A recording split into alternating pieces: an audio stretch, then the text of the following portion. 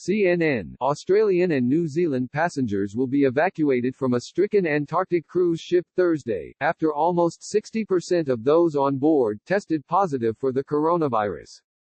The Greg Mortimer, a cruise liner operated by Australia's Aurora Expeditions, departed March 15 on a voyage to Antarctica and South Georgia.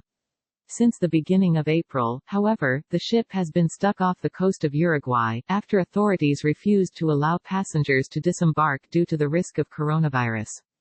Of the 217 people on board, 128 passengers and crew have now tested positive for the virus. 6 passengers requiring specialized care have been transferred to medical facilities in Montevideo. A video posted online by the Uruguayan Navy showed them being transferred from ship to ship wearing full protective gear.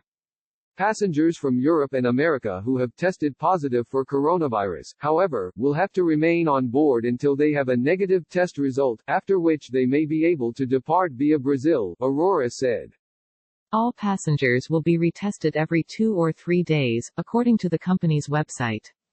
Red Circle Ahora, Tercer Pasajero Británica con síntomas de COVID-19 es embarcada en lancha Isla de Flores. Anchor Uruguay pic.twitter.com/RZGL5Q3expo. Armada Uruguay, at Armada_Uruguay, April 4, 2020.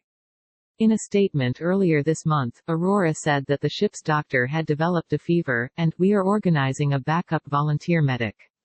The cruise operator added it had formally escalated our request to the Uruguayan authorities to allow the ship to dock and passengers to disembark, but it had so far been denied. Late Tuesday, the Uruguayan government said it had authorized a medical flight evacuation of New Zealand and Australian passengers aboard the Greg Mortimer for later this week. The passengers will fly to Melbourne on Thursday on a plane chartered by Aurora, where they will undergo a mandated 14-day quarantine before proceeding to their final destinations. We have been working on charters and flights for all on board with the aim of disembarking our passengers as soon as possible, Aurora said in a statement. While our preferred plan had been to disembark all passengers simultaneously, the nature of the situation and the difficulty in securing flights has meant it is likely that the Australian and New Zealand passengers will leave the vessel before our European, UK included, and North American passengers. Aurora said the chartered Airbus A340 will be specially fitted with medical and quarantine facilities in order to ensure the health and safety of all on board. The company estimated the cost per passenger of at least $9,300, and said it was in discussions with the Australian government for support with this cost, as we know that it is not viable for many people. Ian Duddy, the UK's ambassador to Uruguay, said on Twitter that we remain in close contact with the Uruguayan government, the cruise operator, and UK passengers on board the Greg Mortimer.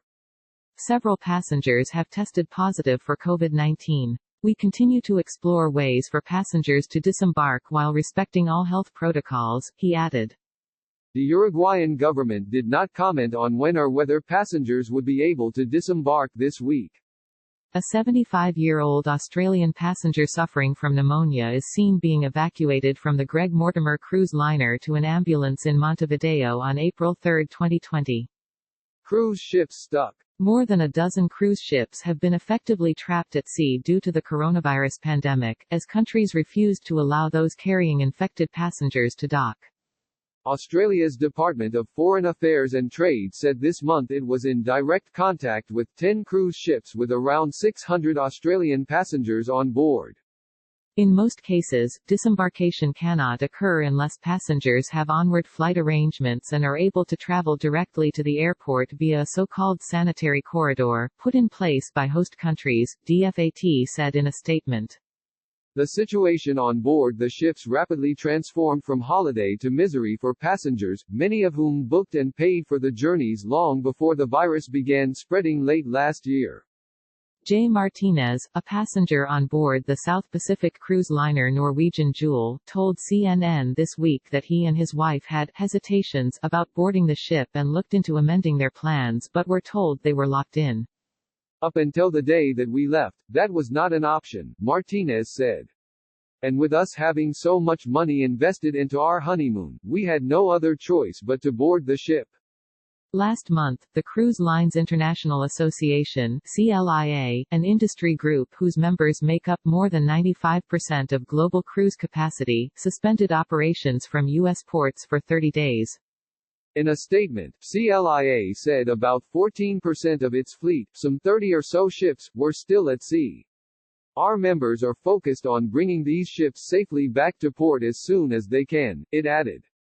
Ships that do dock are often required to remain in place for extended quarantines before passengers can disembark.